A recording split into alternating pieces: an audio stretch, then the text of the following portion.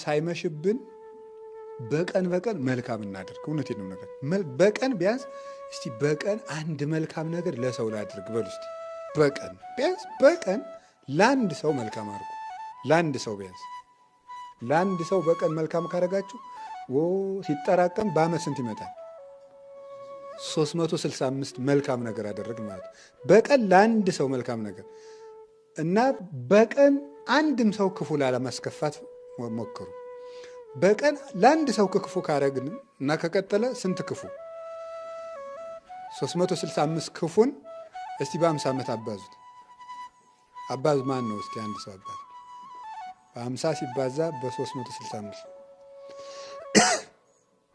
አባዛ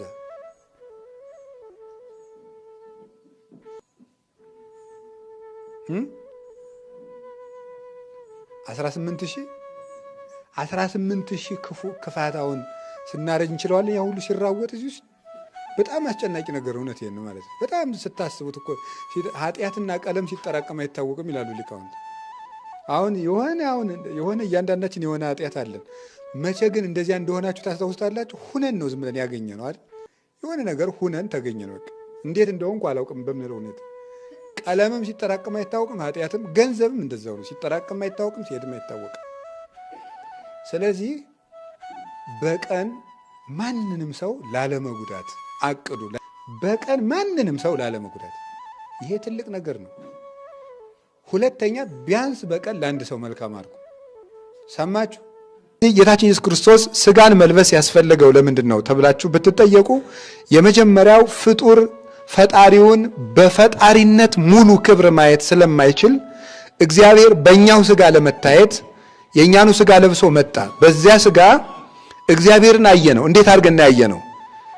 እንደኛ 3 ክንድ ከስንዝር ቁመት ባለው አካል እኛ ልንሰራቸው የማንችላቸውን በመለኮት ክብር ብቻ የሚፈጸሙ ስራዎችን እየሰራ አየን።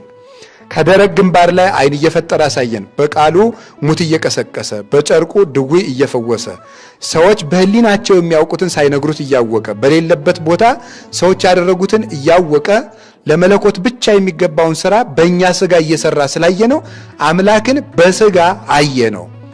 ስለዚህ ክርስቶስ ማለት 2 ፈቃዳትን በአንድ ፈቃድ፣ 2 ግብራትን በአንድ ግብር፣ 2 አካላትን በአንድ አካል ያለመጠቅለል፣ ያለመጠፋፋት፣ ያለመቀላቀል በተዋህዶ አንድ አድርጎ የተገለጸ ንጉሥ ማለት ነው።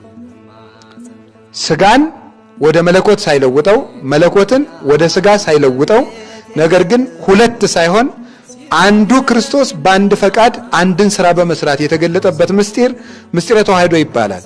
አሁን ክርስቶስ ብለን በጠራን ጊዜ መለኮት ብቻውን ክርስቶስ አይባልም፣ ስጋ ብቻውን ክርስቶስ አይባልም።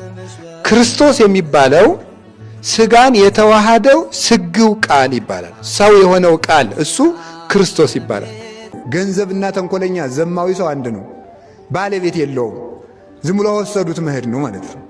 ዘማዊ ሰውም ከወደቀበት መውደቅ ነው። የገሌ ነኝ አይልም። የገሌ ነኝ አይልም በሉ። አዎ ተመልከቱ። አይውላችሁ አሁን እኮ ብዙ ወጣቶች የማታገቡበት ምክንያት እናውቀዋለን። ምክንያቱ የገሌ ነኝ ላለ ማለት እኮ ነው አይደለም። ባለቤት እንዳይኖራችሁ ነው። ዝም ብላችሁ ሄዳችሁበት ማደር፣ ሄዳችሁበት መዋል፣ ለማጭበርበር እንዲመቸው ነው ብዙ ሰው የማያገባ ማለት። አረ ትዳር ከባድ ነው ይላል። አውቁ ማለት ከባድ ነው። እዚያ ብዙ ነገር አለ፣ አስተዳደር አለ፣ ምን አለ። ምንም እኮ አዲስ ነገር የለውም። ያው የሚበሉትን ነገር ለሁለት መብላት ነው አይደለም እንዴ? ለሁለት መብላት መጽደቅ ነው። አዲያ ግን ብዙ ሰው እያጭበረበረ ህይወቱን በዝሙት እንዴ እኮ አንድ ሰው አለ፣ ሰምታችኋል አይደለም? ልጄ ምንድነው የማትማር ሲሉት ምበላው የሌለ ሆኖ አላቸው አይደል? አንድ ጳጳስ ምን አሉት እሳቸው? ስትደነቁር ምን እየበላ ደነቆርክ ብለውታል አይደለም እንዴ? ዝሙት የምትሰሩበትን ገንዘብ ትዳር የማትዙበት ለዝሙት የግድ ባለ ትዳር በትልቅ ቤት መኖር አለበት ያለ ማን ነው እንዴ? ተመልከቱ። ሰው በኪራይ ቤት በዶርም እየኖረ ስንት ነገር ይሰክራል፣ ይጠጣል፣ ያለ መጠን ይበላል። ለሱ ሲሆን ግን ትዳር ሲሆን በጣም አጋኖ ፍላጎቱን እስከ ሰማይ የደረሰ በማድረግ በቃኝ ባለ ማለቱ ይትና ህይወቱን በዝሙት ሲያባክን የሚኖር ሰው ብዙ ሰው አለ። በቃኝ ማለት ይገባል። ያ ማለት ሰው ለትዳሩ ለልጆቹ መስራት አለበት፣ ተግቶ መስራት አለበት። ባይሆን ግን ተመልከቱ፣ ያቅሙን በቃኝ ብሎ እግዚአብሔር ባርክልኝ ብሎ መጥኖ መኖር አለበት። አለመቸኮል፣ ደጋግሞ ማየት። ችኩልነት አገር ያጠፋል። መታገስ መልካም ነው። ለምሳሌ ሁላችሁ መታገስ ብዙ አይነት ነው። ለምሳሌ አንድ ችግር ተሸክመ ነው ኑረን መፍትሄ በምናገኝበት ቀን የማይረባ ውሳኔ ልንወስን እንችላለን። እስከ መጨረሻው መጽናት ነው። ትዕግስትን ያዘወተረ ሰው ይድናል ይላል ማቴዎስ 24 ቁጥር 14 ላይ። ትዕግስትን ያዘወተረ ሰው ሁልጊዜ ያደረጋት። ለምሳሌ ሐራ ሰማይ የሚባሉ ነበሩ፣ በረዶ ውስጥ ተጥለው የተሰቃዩ ሰማዕታት። 35ኛው ቀን ላይ በ40ኛው ቀን አክሊል ሊወርድላቸው ነበር። 35ኛው ቀን ላይ አሕዛብ ሄደው ምን አደረጉ? እሳት አነደዱ። አንዱ ከ40ው ሰማዕታት አንዱ በረዶ ውስጥ ጥለው ክርስቶስን ካዱ እያሏቸው ነው። 35 ቀን ከረሙ አንክድም ብሎ። አንደኛው ምን አደረገ? እሳት ሲያነዱ ባካችሁ እሳት አሙቁኝ አላቸው። ምን አሉት? ካድና ሙቅ አሉት። ክጃለሁ አለና ወጣ። በ5ኛው ቀን አክሊል ወረደ። 39ኙን እነዚያ ሙተው ሲቀበሏቸው የእሱ አክሊል ተንጠልጥላ ቀረች። ከነዚያ ከእሳት ማውቂዎች አንዱ አያትና እኔ በዚያ ሰው ሃይማኖት ገብቻለሁ ብሎ በረዶ ሲገባ እሱ ተቀዳጃት። ለፍተን አክሊል በምናገኝበት ቀን እንወጣለን። ያ እንዳይሆን እስከ መጨረሻው ድረስ የእግዚአብሔር በተለይ ሃይማኖታዊ ውጤቶችን እስከ መጨረሻው መጠበቅ ነው። ከቃሉ ጋር ናችሁ። የሰው ልጅ ላይም ተስፋ አለመቁረጥ፣ እገሌ አይቀየርም ማለት ተፋቅሮ ያስተኤግስ በኩሉ ይላል ቆሮንቶስ 13 ላይ። ፍቅር ያስታግሳል ይላል። ፍቅር ያስታግሳል ማለት እገሌ እንግዲህ 4 5 6 7 8 ጊዜ ሞክሬዋለሁ እገሌ አይረባም፣ እገሌ የማይለወጥ ሰው ነው አይባልም። ትዕግስት ማጣት ማለት እሱ ነው። እስከ መጨረሻው ከቆየን ከጋኔን በቀር የማይለወጥ ሰው የለም። መታገስ ማለት መጨረሻው ድረስ መቆየት ማለት መጨረሻው ድረስ። አሁን አንዳንድ ጊዜ መስለን እግዚአብሔር ከተወኝ ስንት ዓመቱ ይላል ሰው። ኧረ ተው፣ እግዚአብሔር ትቶ ነው ውለህ የምትገባ? ለሰከንድ እንኳን ማደር አይቻልም። የፈለገ ነፍሰ ገዳይ ዘማዊ የረከሰ ሰው ቢኖር እግዚአብሔር ያለ ጥበቃ ትቶ ታድሮ ውሎ ያውቅ። የሚያምን ኃጢአተኛ ብቻ አይደለም፣ የማያምኑትን ጭምር ጠባቂ መላክ አላቸው። የማያምኑትን ጭምር እግዚአብሔር ይጠብቃቸዋል፣ ጠብቆ ያሳድራቸዋል። ሰይጣንን አንድ ቀን አንድ ባይታዊ አግኝቶ እንዲገፍቶ ገደል ሊወረውረው ሲል ሞኝ አንተ ባታዝንልኝ እኮ እግዚአብሔር ፍጥረቱ ስለሆንኩ አያጠፋኝ ብሏል። ሰይጣን ራሱ ማለት ነው። ሰይጣንን እግዚአብሔር ይጠብቀዋል አይጠብቀውም? ሰይጣንን ይጠብቀዋል ማለት ምን ማለት ይመስላችሁ? እንዳይጠፋ ይጠብቀዋል። እንዳይጠፋ መቼስ ማለት ነው። ፀሐይም እኮ ላቅሞ ይህንን እርኩስ አንድ እንደው አቃጥዬ ርር ላድርገው ብላ ነበር። አይ ተይው ሲቀጣ ይኑር እንጂ በአንድ ቀንስ አይጠፋም ብሏል። በእውነቱ ማለት ነው። ሰይጣን እንኳን እግዚአብሔር ሳይፈቅድለት ውሎ ማደር አይችልም። ያ ማለት ምን ማለት ይመስላችኋል?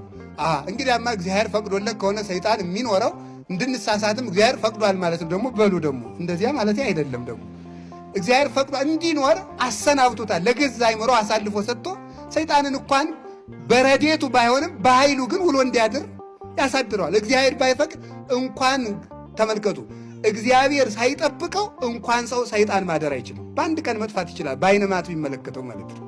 እነዚህ ሁሉ የሚያስተዳድር ማን ነው ካላችሁኝ፣ እግዚአብሔር በሉኝ። በእነዚህ ሁሉ መሃል እኛ እንተኛለን፣ ሰይጣን አይተኛም። እኛ ይደክመናል፣ ሰይጣን አይደክመውም። እኛ ይርበናል፣ ሰይጣን አይርበውም። እኛን ያመናል፣ ሰይጣን አያመውም። እኛን ይበርደናል፣ ሰይጣን አይበርደውም። እኛን ይሞቀናል፣ ሰይጣንን አይሞቀውም። ይገርማል እኮ። አንድ ቀን ለምን አጥፍቶን አያድርም ሲባል እግዚአብሔር በመላእክት ስለሚጠብቀን። ስለዚህ እግዚአብሔር ሌሊትም ቀንም ይጠብቀናል። በእውነቱ እንዲሁ ከሰው እጅ አይጣላችሁ ዘመዶች። ከቃሉ ጋር ናችሁ። እኔ እንዲሁም ከእግዚአብሔር ይልቅ እኮ እናንተን ነው የምፈራችሁ። ምክንያቱም እግዚአብሔር ምንድን ነው? በጣም ይቅር ባይ ነው። እውነት አሰብ ስንት ቀን ይቅር ብሎኛል፣ ስንት ቀን አልፎኛል እግዚአብሔር። ሰው ግን አያልፍም በእውነቱ ማለት ነው። አንድ ነገር አሁን እኮ እውነት ከልቤ ነው ስለ ራሴ እንዳላወራ እንጂ እኔ በምእመናን ማመስገን ተመክቼበት አላውቅም። የወደቅኩለት ደግሞ ጉድጓዱን ጠለቅ አድርጋችሁ ቆፍራችሁ እንደምትቀብሩኝ ስለማውቅ ማለት ነው። አሁን የምታደንቁትን ያህል ቃለ ሕይወት ያሰማል እንደው አባ እንደዚህ እንደምትሉኝ እንደው መቼም ደስ ብሎኝ አያውቅም። ብቻ በመዳናችሁ ደስ ይለኛል፣ ሳያችሁ ደስ ይለኛል፣ የክርስቶስ በመሆናችሁ ደስ ይለኛል። በቃ ክርስቲያን ሳይ ነፍሴን ነው ደስ የሚላት እንጂ ለኔ በምታደርጉት ምስጋና ግን ጠብም አይልም ልቤ። እናንተ እየተዋወቀን ከእናንተ ጃለው ደቅ እንጂ የሆነ ኃጢአት ሰርቼ ብታገኙ ምን እንደምትሉ ታውቃላችሁ? እኔ ብያችሁ ነበር ድሮም ይሄ ሰውዬ አያያዙ አላማረኝም ብዬ ነበር የምትሉት እናንተ ማለት ነው።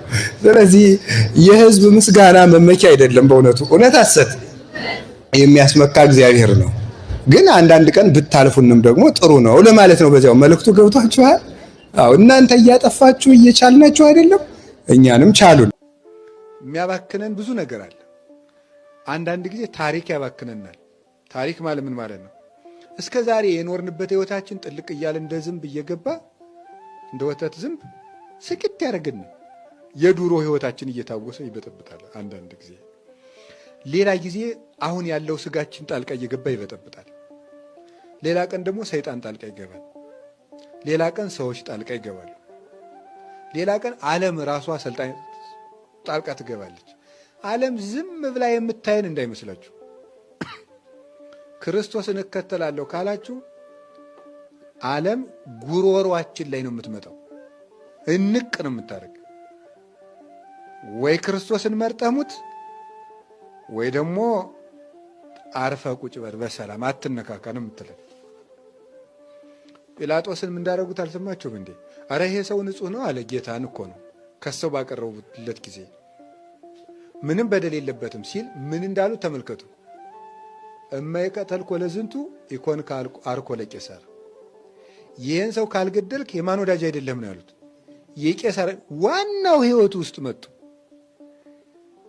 ይሁዳ ውስጥ ሹሞ ያስቀመጠው ማን ነው? ቄሳር ነው። የቄሳር ወዳጅ አይደለም ማለት የእንጀራም የኑሮን ጉዳይ ነው። ሰው ክርስቶስን ሲከተል ሰይጣን በማን የሚመጣ? ወይ በኑሯችን ወይ በህይወታችን ይመጣል። እንደዛ ነው የሚያደርገው። ለዚያ መዘጋጀት ያስፈልጋል። ስለዚህ ያውከናል። ይሄ ሁከት የበዛበት ዓለም ብዙ ጊዜ እንዴት ነው ማድረግ ያለብን? መክሊታችን እንዲታየን ወደ ውስጥ ማዳመጥ ነው። እውነቴን ነው የምነግራቸው። ወደ ውስጥ ማዳመጥ፣ ከራስ ጋር ሰብሰብ ማለት፣ ዝም ያለ ህይወትን ትጋ። ስትተጋ ምን እያሰብክ ነው? ትርፍህን አስብ ነው። ልትዘፍን ሲገፋፋ ምንድነው የማተርፈው በል።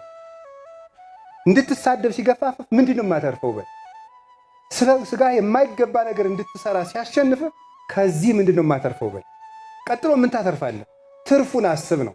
ትርፉን አስብና በዚያ ከስሜት ውጭ በሆነው የነፍስ መንገድ ጽናበት ነው። አንድ ሰው ምንም ሱስ ወይም ኃጢአት ውስጥ ቢሆን ምንድነው የማተርፈው ብሎ ከጠየቀ መዳን ይችላል፣ ማቆም ይችላል። ሰይጣን ሁልጊዜ እንዳንጠይቅ ነው የሚያደርገን።